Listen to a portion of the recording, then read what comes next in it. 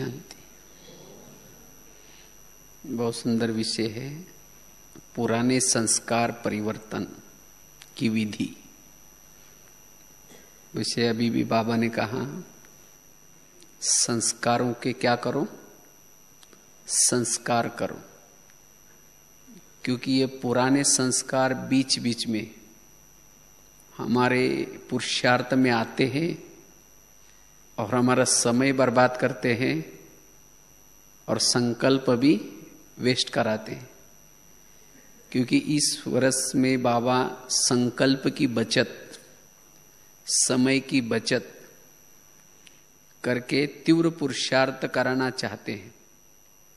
लेकिन ये तीव्र पुरुषार्थ करते समय कौन सा विघन आता है, तो ये पुराने संस्कारों का बहुत बड़ा विघन है। अगर हम तीव्र पुरुषार्थी बनना चाहते हैं, संकल्प को बचाना चाहते हैं, समय को बचाना चाहते हैं, संपन्न बनना चाहते हैं, तो इस पुराने संस्कारों को हमें क्या करना पड़ेगा, परिवर्तन करना है। तो पुराने संस्कार अगर उसके वश हम हो जाते हैं, तो पुराने संस्कार के वश होने से जो हमारी स्वराज्य अधिकारी की जो स्थिति है, वो स्वराज्य अधिकारी की स्थिति नहीं रहती। हम इंद्रियों के अधीन हो जाते हैं। वास्तव में संस्कार परिवर्तन ये तीव्र पुरुषार्थ का रिजल्ट है।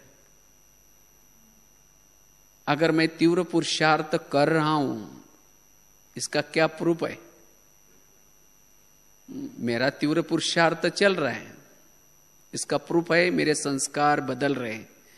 अगर मेरे वही संस्कार है, इसका मतलब मेरा पुरुषार्थ तीव्र नहीं है।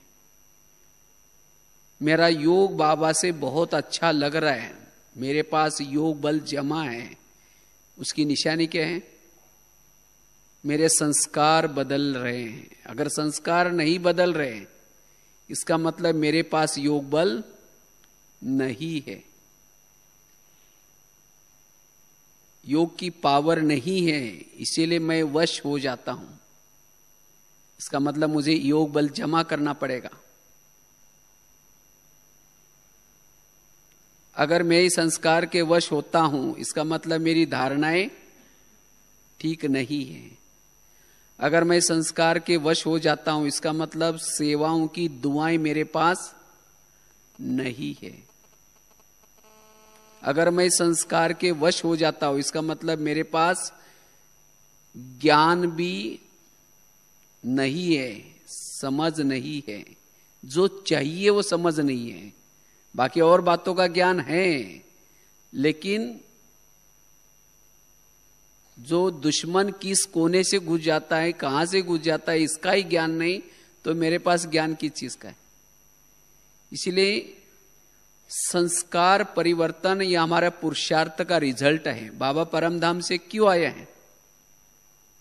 हमारे संस्कारों को बदलने के लिए आए हैं। हम एवरेडी है, अब एवरेडी हो गए, इसका मतलब मेरे संस्कार बदलने चाहिए। अगर संस्कार नहीं बदले, इसका मतलब मैं एवरेडी नहीं हूं, सत्युग में जाने के लायक नहीं हूं। जिस तरह से बच्चा अगर परीक्षा में फेल हो जाता है, इसका मतलब क्या समझा जाएगा? वो पूरा साल में वो स्कूल में गया ही नहीं।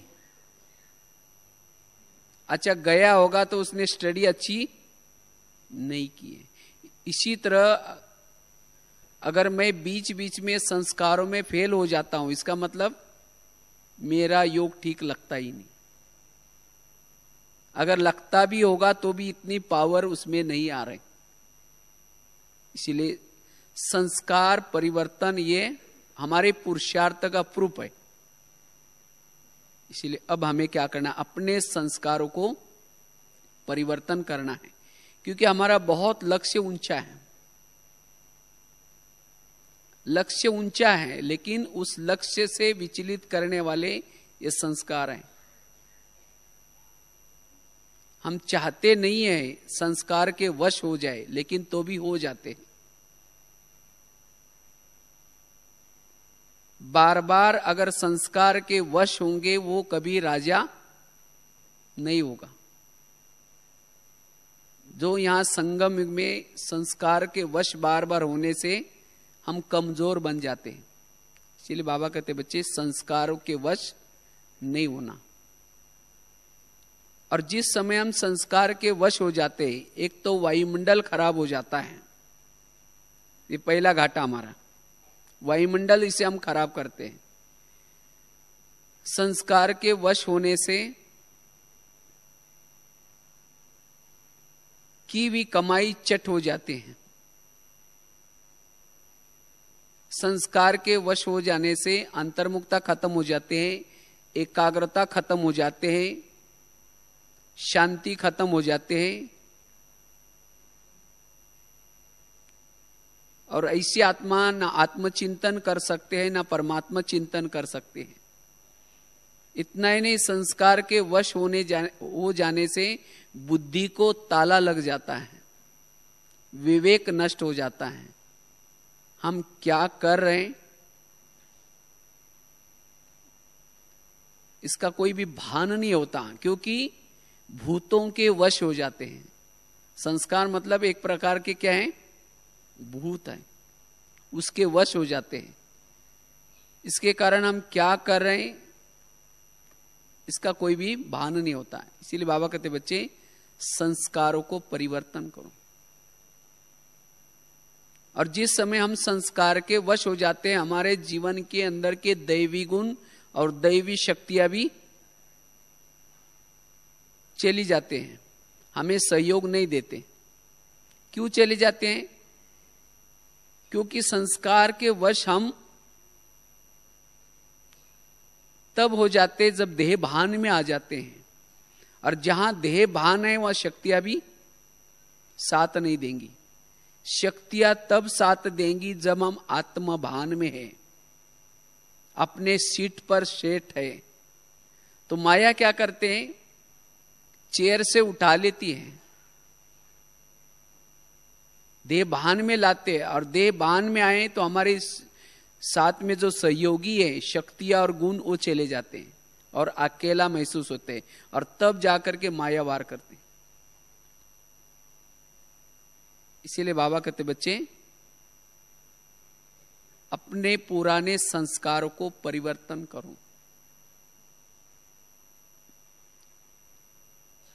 और जितना समय तक हम संस्कार के उस वश होते हैं, उतना हमारा समय व्यर्थ के रूप में गया, कमाई नहीं जमा होंगी।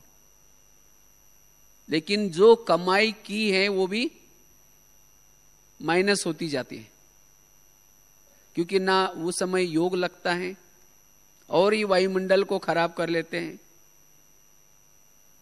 और ये मन कमजोर बन जाता है, बुद्धि भी कमजोर बन जाती है।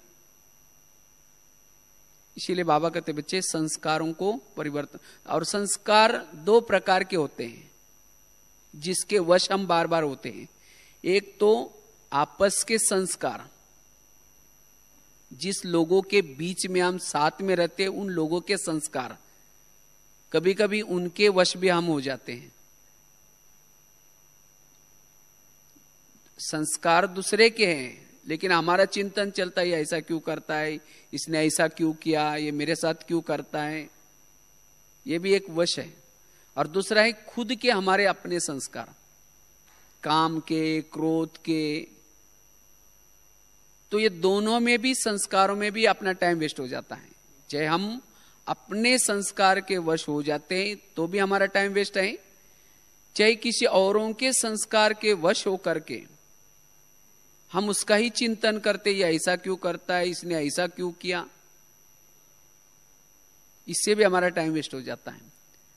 टाइम भी वेस्ट हो जाता है और साथ में संकल्प भी वेस्ट हो जाते हैं।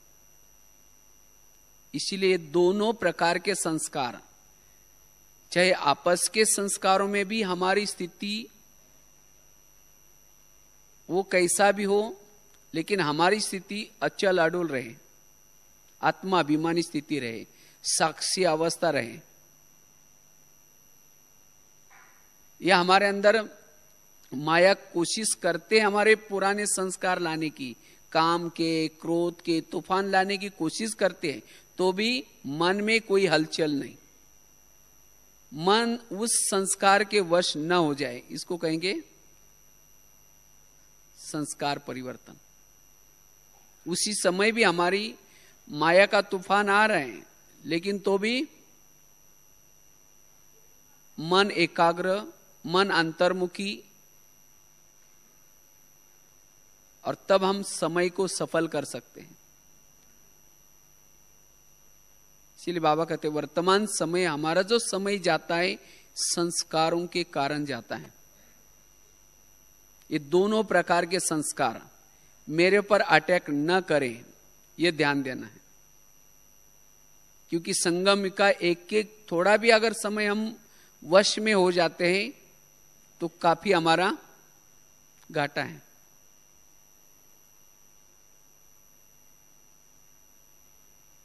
और वास्तव में संस्कार हमारे परिवर्तन नहीं होते, संस्कार क्या हो जाते हैं, इमर्ज हो जाते हैं, संस्कार मर्ज हो जाते हैं। संस्कार परिवर्तन करना मतलब संस्कारों को इमर्ज होने ही नहीं देना है, इसको कहेंगे संस्कार परिवर्तन। और जितना लंबा समय तक संस्कारों को इमर्ज होने नहीं देंगे, उतना उसकी ताकत खत्म हो जाती है। जितना वो संस्कार बीच बीच में बार बार अटैक करते रहते हैं, उतनी उस संस्कार की ताकत बढ़ती जाती। इसीलिए हमें संस्कारों को क्या करना है, बीच बीच में आने नहीं देना। और यही हमारा तीव्र पुरुषार्थ है। मेरे संस्कार जो है, जो मैं नहीं चाहता हूं कि ये मेरे जीवन में आए, वो मेरे जीवन में बार बार रिपीट न हो जाए, तब हम फास्ट जा सकते हैं। चलो अब बस दो घड़ी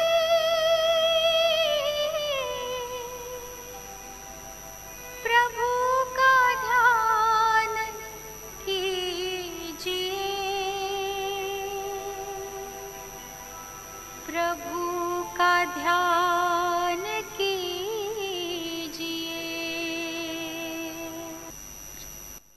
तो बात चल रही थी कि संस्कार हमारे सदा मर्ज रहे हैं, वो इमर्ज न हो जाए, उसके लिए हम कौन सा ऐसा पुरुषार्थ करें जो लंबा समय तक वो मर्ज रहे, ताकि हमारी कमाई जमा होती रहे, हम समर्थ बनते रहे। क्योंकि जब संस्कारों के वश हो जाते हैं तो आत्मा कमजोर बन जाती है, और कमजोर वश होने वाला सदा ही कमजोरी के बोल बोलेगा, अलस अलबेलापन आएगा, सोचेगा ये नहीं हो सकता, ये ऐसे कैसे संभव है। वो दूसरों को भी फिर दूसरों की सेवा भी नहीं कर पाएगा, क्योंकि वो खुद कमजोर है, वश में है, वो दूसरों को कैसे छुड़ा सकता है। इसीलिए बाबा कहते बच्चे उस संस्कार के वश नहीं हो जाओ, अपने खुद के संस्कार। तो उसके लिए 4-5 बातों का अभ्यास है। अगर ये 4-5 बातें अगर हमारी अच्छी है, ठीक है, तब कभी भी संस्कार के वश हम नहीं होंगे। चाहे आपस के संस्कार, चाहे खुद के संस्कार। तो सबसे पहली बात है, मेरे अंदर के पुराने संस्कार ये सदा ही दबे रहे, या वो भस्म हो जाए, जल जाए, वह एक्टिविटी में न आ जाए, उसके लिए योग बल चाहिए। योग बल के बिना संस्कारों के पर जीत प्राप्त नहीं कर पाते। इसीलिए बाबा कई बार मुरली में कहते हैं कि बच्चे 3-4 दिन पहले मैं मुरली में था, इस सारी दुनिया में काम की आग लगी है और इस आग को बुझाने का एक ही तरीका है, क्या चाहिए? योग बल। कभी कभी हम क्या होते हैं और बातों में बिजी होकर के उसको डोंट केयर कर लेते हैं, लेकिन उससे वो खत्म नहीं होगा। वो कभी ना कभी उस संस्कार का वायुमंडल सामने आ जाएगा, उस संस्कार की जिसके साथ हिसाब किताब वो आत्मा सामने आएगी, वो संस्कार जागृत हो ही जाएगा। इसीलिए उस संस्कार को अगर मुझे परिवर्तन करना है, उस संस्कार की शक्ति को कम करना है, उसके लिए योग बल ही काम करेगा। और योग भी कैसा चाहिए? बल वाला योग चाहिए, केवल योग नहीं लेकिन बल चाहिए। बल अर्थात कंट्रोलिंग पावर और रूलिंग पावर। हमारे पास योग है, लेकिन अगर बल नहीं होगा तो न चाहते हुए भी वो संस्कार के वश होंगे। इसीलिए योग बल की जरूरत है अभी।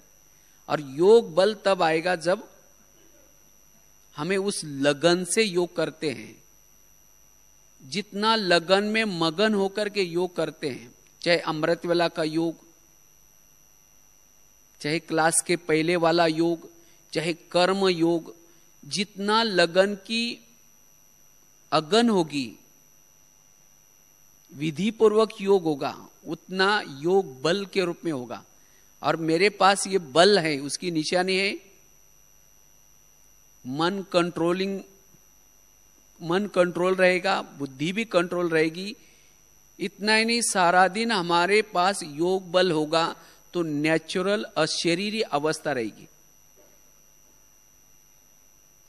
मेरे पास योग बल है, उसकी निशानी आत्माभिमानी स्थिति, अशरीरी स्थिति। और जिसकी अशरीरी स्थिति है, आत्माभिमानी स्थिति है, वो कोई भी विकारों के वश नहीं होगा। चाहे खुद के संस्कार के वश नहीं होगा, चाहे आपस में जिन लोगों के साथ में रहता है उनके कोई भी प्रकार के संस्कार अगर आएंगे तो भी वो साक्षी अवस्था में रहेगा। उसके मन में क्यों क्या नहीं चलता। क्यों क्या तब चलता है जब देह भान में होते हैं। ये मेरे साथ क्यों करता है, ये ऐसा क्यों करता है, और यही संकल्प विकल्प चलने का कारण है। इसीलिए बाबा कहते बच्चे ऐसा योग करो जिससे आपकी आत्मा की बैटरी चार्ज हो जाए। इसीलिए जागृत होकर के, लगन में मगन होकर के हमें योग करने की आवश्यकता।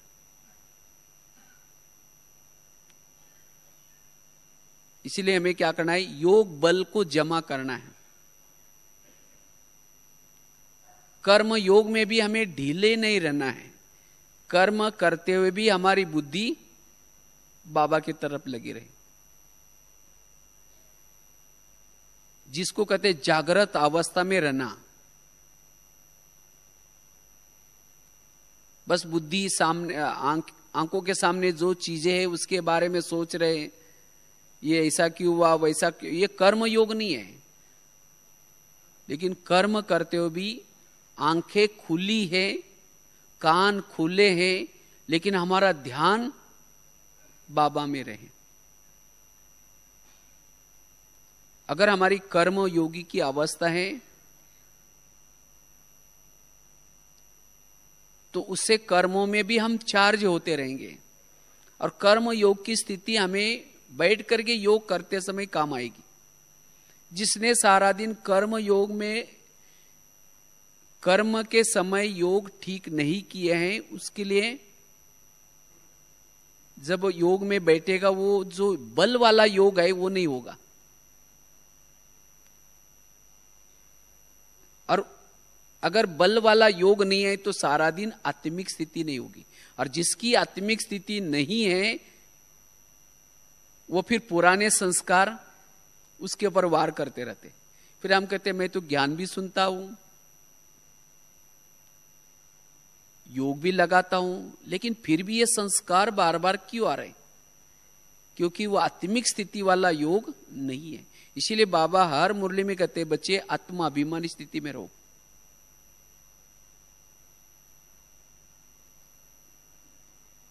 तो इसलिए हमें योग के समय अच्छी तरह जागृत होकर के बैठना है, ताकि मेरी आत्मिक स्थिति बनी रहे। क्योंकि जहां लाइट है वहां कोई भी भूत नहीं रहता। भूत कहां रहता है? जहां अंधेरा है वहां भूत रहता है। चाहे काम का भूत, चाहे क्रोध का भूत, कोई ना कोई भूत जरूर रहेगा। इसीलिए मेरे शरीर रूपी घर में कोई भी प्रकार का भूत न रहे, इसीलिए मेरी लाइट सदा जली रहे। सारा समय मेरी लाइट जली रहे, आत्माभिमानी स्थिति बनी रहे। और जब हमारी ये आत्माभिमानी स्थिति बनी है, तब जाकर के हमारे अंदर कोई भी प्रकार का भूत, कोई भी प्रकार का संस्कार वार नहीं करेगा। इतना ही नहीं, जो संस्कार है उसका बल भी क्या हो जाएगा? धीरे धीरे कमजोर पड़ता जाएगा। और कमजोर होते होते उस संस्कार से हम छूट जाएंगे। इसीलिए हमें रोज क्या करना है? अमृत वेले के योग के तरफ ध्यान रखना है। जिस दिन अमृत वेला थोड़ा ढीली कर दी, क्लास के पहले थोड़ा योग के तरफ ध्यान नहीं दिया, तो धीरे धीरे देह भान आ गया। देह भान आ गया तो पुराने संस्कार अटैक कर लेते। चाहे आपस के संस्कार अटैक कर लेते, ये मेरे साथ ऐसा क्यों करता है, इसने ऐसा क्यों किया। फिर संकल्प भी जाएगा, समय भी जाएगा। तो इसलिए योग बल जितना हम जमा करेंगे, उतना पुराने संस्कारों के ऊपर हम जीत प्राप्त कर सकते हैं। दूसरी बात है, पुराने संस्कार के ऊपर हमारी जीत प्राप्त हो, वो संस्कार मेरे ऊपर अटैक न करें, वो संस्कार दबे रहे, इमर्ज न हो जाए, उसके लिए स्वराज्य अधिकारी की स्थिति। बाबा कहते हैं डबल राजा बनना है। डबल राजा अर्थात भविष्य का तो राजा है ही है, लेकिन वर्तमान भी हम राजा बन करके रहें।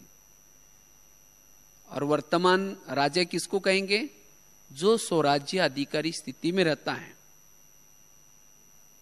और स्वराज्य अधिकारी स्थिति अर्थात हर इंद्रिय हमारे वश में हो।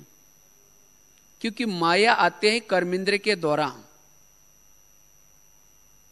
हमारे अंदर के जो पुराने संस्कार क्या होते, कहां से आते हैं? हमारे ही कर्मेंद्रिय उनको सहयोग दे देते हैं। जैसे भारत में अंग्रेज लोग आए, किसके थ्रू आए? भारतवासियों के थ्रू ही आए ना। जो भारत में अलग अलग नवाब रहते थे, उन नवाबों ने क्या किया? उनको सहयोग दे दिया। और इसीलिए क्या हो गया? भारत में आए, घुस गए और दिल्ली के ऊपर अटैक कर दिया। इसी तरह ये माया आती कहां से है? हमारी अपनी ही कर्मेंद्रिया। क्योंकि शरीर भी हमारा एक इंडिया है, देश है, और इस इंडिया की राजधानी